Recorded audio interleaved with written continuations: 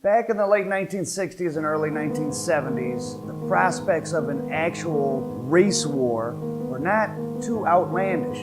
Many normal white people actually believed that blacks were inferior to them, and many black people had only interacted with white people in a negative context.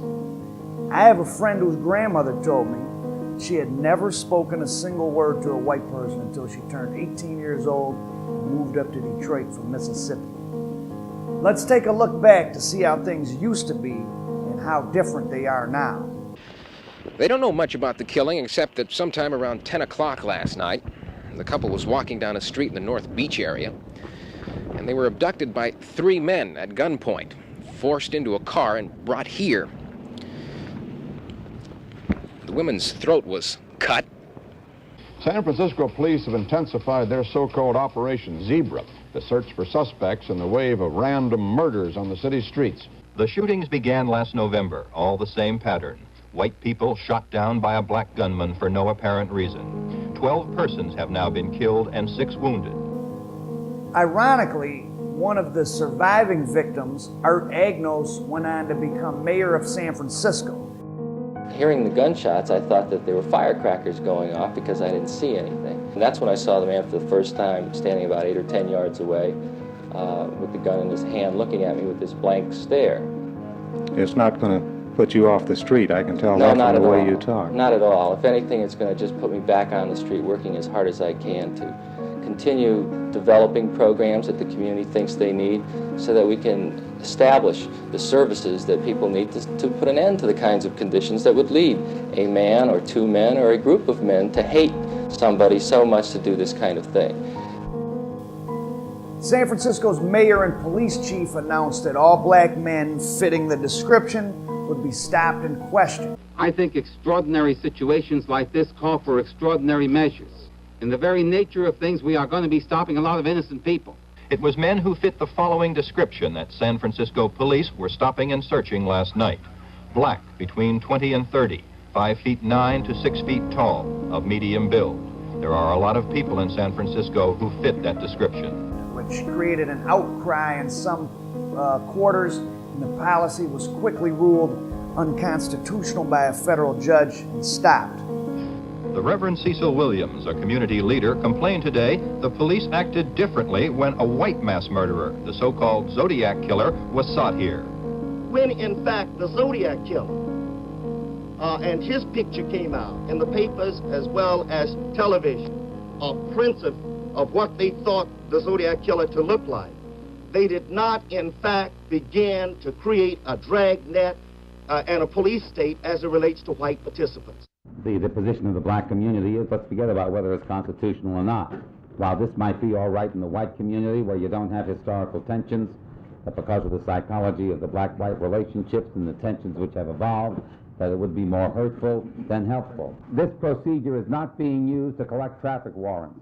Black and white, unite and fight. Operation Zebra must go. Understand.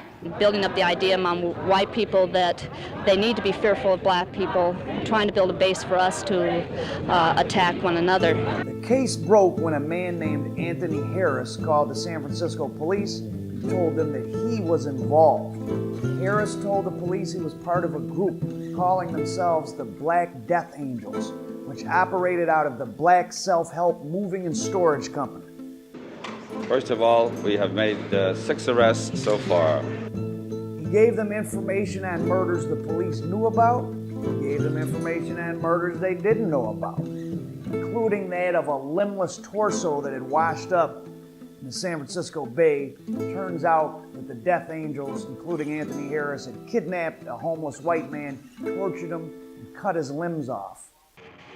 The local group appears to be a division of a larger organization dedicated to the murder and mutilation of whites and dissident blacks.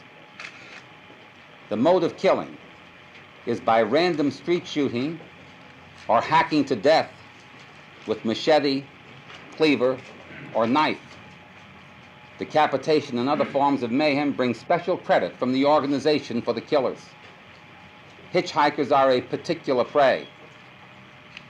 Our intelligence indicates that the national leader of this organization is apparently located outside the state of California. and that he determines the levels of promotion in the local division.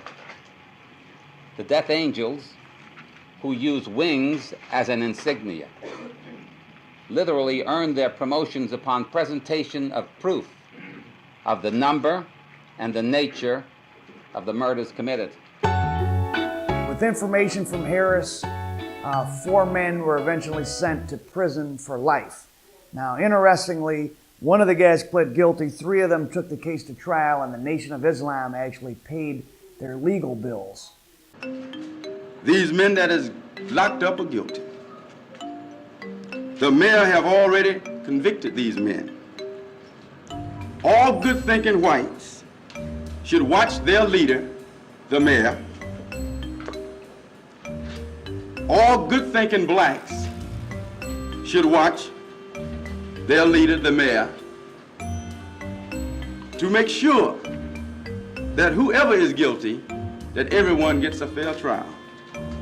San Francisco's Black Death Angels were eventually convicted of 15 murders and 8 attempted murders, though at least one criminology professor suspects them of over 70 murders. Anthony Harris, the man that put him in prison, he and his wife and kids went into witness protection and disappeared. Around the same time as the zebra murders were happening in the Bay Area, there was a similar case in Chicago with the same general contours. Police in Chicago today were trying to find 2 more members of a gang of militant black Vietnam veterans calling themselves the Mau Mau. 6 members of the gang were arrested over the weekend, accused in connection with the murders of 9 whites. Chicago police said it appeared the killings were at random for no obvious motive other than race. The head of Chicago's Black Malcolm X College said members of the Mau Mau were kicked out of there last spring for beating up other students. He said they were dishonorably discharged from Vietnam, most of them hard drug users. Police said they may be linked to other murders. The Mau Maus, named after the Kenyan freedom fighters against British colonialists, suffered the same fate of quick arrest and life prison terms as the Death Angels in San Francisco. Here in New York, a citywide manhunt is on for the killers of 2 policemen who were shot in the back last night in Harlem. It was the 4th armed attack on city policemen in the past 3 days. So how had these strange groups of black men become so violently hateful of white people to just randomly kill them, sometimes hacking them to death? Obviously, we don't know their personal stories, but it's certainly true that the relationship between black males and the overwhelmingly white police in the big cities helped fuel a general rage. Sometimes it boiled over in the unfocused mayhem of riots. Sometimes individual police were attacked, which happened in numerous cities around the country. The 2 policemen had been summoned to a Harlem housing project last night to help a sick woman. And there, without warning or explanation, as they were leaving, the officers, 1 white and 1 black, were shot dead, gunned down from behind. The killers, both black men, disappeared. Only 2 days earlier, 2 other New York policemen were machine-gunned and badly wounded by the occupants of a car that they'd stopped for a traffic violation. Again, the assailants were black. No evidence, or none yet, that the 2 attacks were in any way connected, but the similarities were there. In Chicago, black street gangs orchestrated several precisely planned rooftop ambushes which killed some Chicago police. And here's a clip of gang lord Jeff Fort of the Blackstone Rangers, which later became the El Rookins, actually threatening to kill police at a live press conference, which is pretty mind-boggling. And there's not going to be no killing without killing, gentlemen, with all due respect. Definitely not going to be any killing without killing, you know. And I would like that to be clear for the record. And I understand the fact that we got police in here. I wanted you to be here to understand what I said. With more and more black police officers being hired in the big cities, many of the police being shot were black. So the race war was as much black and blue as it was black and white. Ranking officers are trying to keep things calm and cool, but in this mood of anger, some men say they'll have their guns ready even during routine traffic checks. The situation, what happened, and it seems like it's a war on policemen. Is that really the feeling that the men have now, the rank and file patrolman? Does he feel like he's being warred against, do you think? I think so. You don't have to feel that way now. What is it? There's two other officers, two dead officers now. Previous to that, there was two other officers that were shot, and they're in the hospital now. But now you have two dead officers. Apparently, for what reason? It's war, and that's exactly what it is in these streets, war. And is that the way you're taking it? That's the way I feel about it. Detroit was the site of the worst riot of the entire era. It was a hotbed of racial animosity and home to several of the most powerful black militant and separatist groups in the United States. In the area of politics, we can control black communities, north, south, east, and west. And by controlling, say, the city of Detroit, with a majority of black people voting as a black bloc, we can control the politics of the state of Michigan. An FBI report I read listed Detroit as the city with the strongest and most violent black militant movement circa 1970. In 1969, a group of men from the Republic of New Africa opened fire on Detroit police outside of a church. 50 Detroit policemen shot their way into a Negro church Saturday night after one officer had been killed and another seriously wounded outside the church. A meeting of the Republic of New Africa, a militant Negro separatist organization, was in progress inside the church. Police said the men who shot the officers had taken refuge in the church and had continued firing outside. 4 people inside the meeting were wounded. All of the Negroes inside the church were taken into police custody. 2 were charged with possession of weapons, but no one has yet been charged in the murder of the policemen. The judge who released them said their constitutional rights had been violated by the police. The system has allowed the free license to murder police officers without any action taken against them, and I think that they're being told to go back out in the streets in one-man skull cars and act as if nothing had happened. Members of the Republic of New Africa held their own news conference to deny that anyone had fired from inside the church, although they admitted that there were guns inside. Brother Gaidi also denied that New Africans inside the church fired any guns whatsoever. We would not have done so because of our deep reverence and respect not only for all religious sites in general, but for the black church in particular, which since slavery has been the great reservoir in our struggle for freedom. Pastor C.L. Franklin, who had rented the church to the Republic of New Africa, said the police had no regard for the lives of the 135 people at the meeting. The white congregation in here, that the police, if, let us say, 4 people had run in, that had shot somebody, they would have come in. I believe the same thing would have happened because 2 police officers shot and men went in here with rifles, the same action. The reverend you see talking in that clip was C.L. Franklin, Aretha Franklin's father. It was his church that the shootout occurred in. The Republic of New Africa had been renting it from him. C.L. Franklin was a more powerful political leader than Martin Luther King up until King got really, really famous at the end, and his own fate was worse in a way than Dr. King. In the late 70s, burglars broke into his Detroit mansion and shot him. They escaped. They were never caught, but he lingered in a coma for some years before he finally died in a nursing home. The march was called to proclaim a state of emergency in Detroit. It was organized in protest against a special Detroit police unit called Stress. Detroit was home to the deadliest police unit in the entire country, known as Stress. Stop robberies and enjoy safe streets. They killed 30 people in 20 months. 29 of them were black. Black leaders of the march say the killings amounted to execution without trial. That was the specific issue, but the march route around Wayne County Jail here was meant to dramatize larger issues: Attica, Soledad, San Quentin. The theme that emerged at a rally ending the march was that the condition of blacks in society is still far from good. Black Detroit will no longer subject itself to the suppression, brutality that we are now undergoing. We are serving notice this day that this is just the beginning. We are moving for total freedom. There were about 5,000 people at the rally, and there was enough hostility here for violence. But the leaders, both radical and moderate, warned against violence as a form of suicide, and it all ended peacefully this time. Kenneth Gale, ABC News, Detroit. The violence level in parts of Detroit was so serious that the police had created the Big Four, which was a tactical unit that rode 4 officers deep in a car with an extra shotgun in the front and a submachine gun in the trunk. Now, Detroit is located in Wayne County, Michigan. In the early 70s, the time period we're talking about, William Lucas became the sheriff of Wayne County.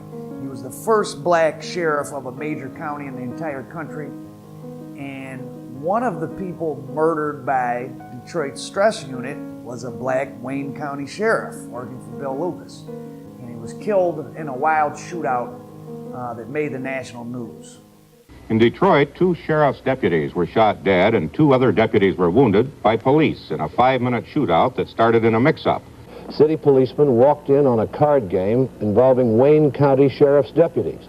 The police thought the deputies were gamblers. The deputies thought the police were hold-up men.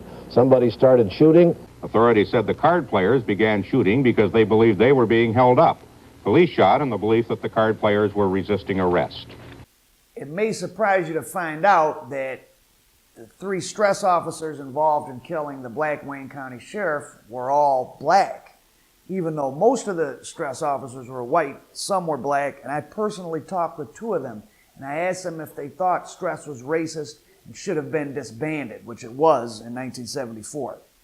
Both of them told me that while many of the white officers in stress were racist, it was effective and it shouldn't have been shut down.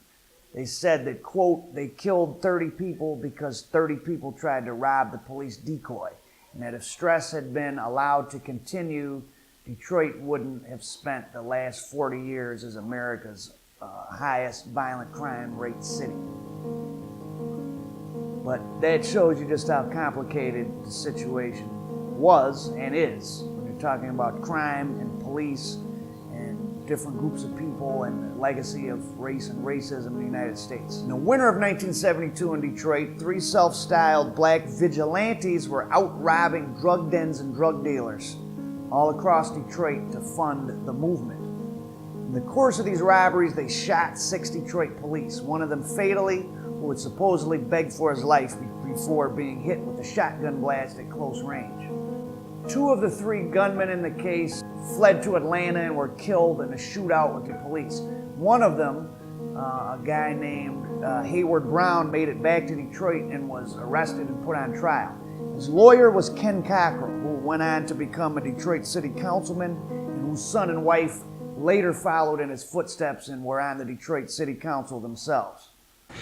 We've, of course, been meeting regularly with our client. He understands the political nature of what is happening with reference to these motions that have been filed, is enheartened, to say the least, by the expression of support that was brought forth this morning by leading figures inside of the community, and is confident that, justice will in fact triumph.